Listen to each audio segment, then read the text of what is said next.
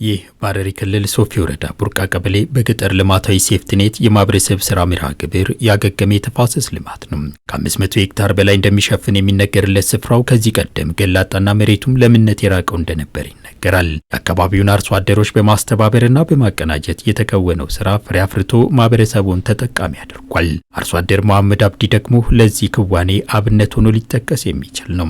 ጓሱሉላ እዱ ጋራ ከምከና ሄዳቱሬ ገላጣ የነበረውን ተራራ በተፋሰስ ልማት ካለማን ወዲህ የውሃ ምንጮች ጎልብተዋል። የከርሰ ምድር ውሃም ምጣኔው ጨምሯል። አሁን እንደምታየው የዘራናቸው የተለያዩ ምርቶችን እያጠጣልን ይገኛል። ማሽላውንም ሽንኩርቱንም በዚህ ውሃ ነው የምናጠጣው። በክልሉ ዝናብ አጠር ናቸው ተብለው ከሚጠቀሱ የሶፊ ወረዳ የቡርቃ ቀበሌ አንዱ ነው። ምቹ ስነ ምህዳርም ያልነበረው ጭምር። አሁን ግን በገጠር ልማታዊ ሴፍትኔት የማህበረሰብ ስራ መርሃ ግብር የተከወነው እንደተጠበቀ ሆኖም በሚመለከታቸው አካላት ትብብርና ትጋት አሁናዊ መልኩን ሊላበስ ችሏል። የሮ ዱራኒ ቢሻን አሲንገያው ሁን ደበሜ ጅራ ከፊታችን የምትመለከተው ጉድጓድ ከዚህ ቀደም አንዳችሁ አልነበረውም። አሁን ግን መንግስትና የሚመለከታቸው አካላት ባደረጉልን እገዛና በተፋሰስ ልማቱ ውሃው ሊጨምር ችሏል። የአካባቢው አርሶ አደር በነቂስ ወጥቶ የሰራው የእርከንና የተፋሰስ ስራ የእርሻ መሬታችንን በተለያዩ ምርቶች በመሸፈን ምርታማ እንድንሆን አድርጎናል። ዋና ተዳረደ ለጋ ጅራን በጣም ራቆት ነበር። እንኳን ሳር የለም፣ እንኳን እንጨቶና ሳር የለም። ይሄ በፕሮጀክት ሴፍትኔት ስራ ከጀመርን በኋላ ይሄ ሁሉ ለውጥ ነው ያየን ማለት ነው። ድሮ የሌለው የዱር አራዊት ብዙ እዚህ ውስጥ ገብቷል። በአሁን ጊዜ ማለት ነው።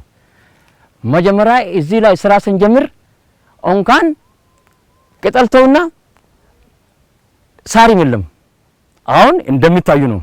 ያ የቀደመ ገላጣ ተራራ በዛፍና ቁጥቋጦዎች ተሞልቷል። የአካባቢው ስነ ምህዳር ከመስተካከሉም በላይ የአየር ንብረት ለውጥ ተጋላጭነቱም ቀንሷል። ይህን ተከትሎ ብዝሃ የግብርና ውጤት አምራች የሆነው አካባቢም የአርሶ አደሩን ምርትና ምርታማነት በማሳደግ ኢኮኖሚያዊ ተጠቃሚነቱን ማረጋገጥ አስችሏል። ገሩ አመለ አልቅ ለንሳ ካናኖ ተኛ ተና የአየር ንብረት ለውጥም ቢሆን አሁን የተሻለ ሆኗል። እንደ ማሽላ ያሉ ምርቶች የሚያመርቱ አርሶ አደሮችም ውጤታማነታቸው እጅግ የላቀ ሆኗል።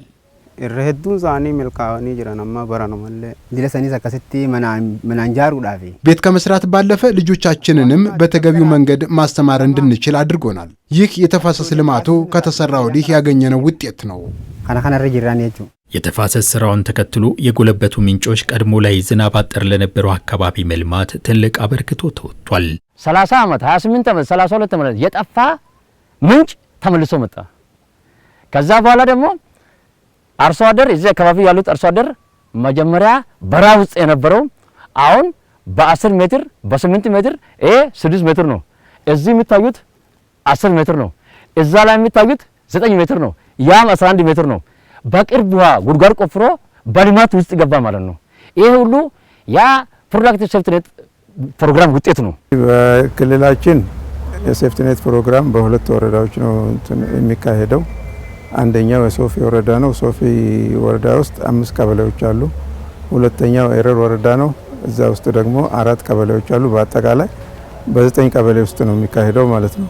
በአጠቃላይ በፕሮግራሙ በአሁኑ ወቅት የታቀፉት 20045 የማህበረሰብ ተጠቃሚዎችና 2056 የቋሚ ቀጥተኛ ተደጋፊዎች ናቸው። ስለዚህ በአጠቃላይ በአሁኑ ሰዓት 22101 ተጠቃሚዎች አሉን ማለት ነው። መርሃ ግብሩ የአርሶ አደሩን ሕይወት በማሻሻሉ ረገድ በጎ ሚና መወጣቱን የሚያነሳው የክልሉ ግብርና ልማት ቢሮም ራሳቸውን ችለው ከመርሃ ግብሩ የሚሰናበቱ ተጠቃሚዎች ቁጥር እየጨመረ መጥቷል ባይ ነው።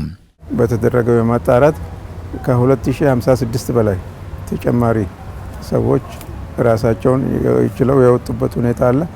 በአሁኑ ጊዜ ደግሞ ከ3000 በላይ አባወሮችን የተለያዩ በላይቭሊሁድ ተጠቃሚ በማድረግ ከመስኖ በተጨማሪ በላይቭሊሁድ ተጠቃሚ አድርገን እነዚህን ሰዎች ለማስመረቅ ከፕሮግራሙ እንዲወጡ ለማድረግ በዝግጅት ላይ ነን።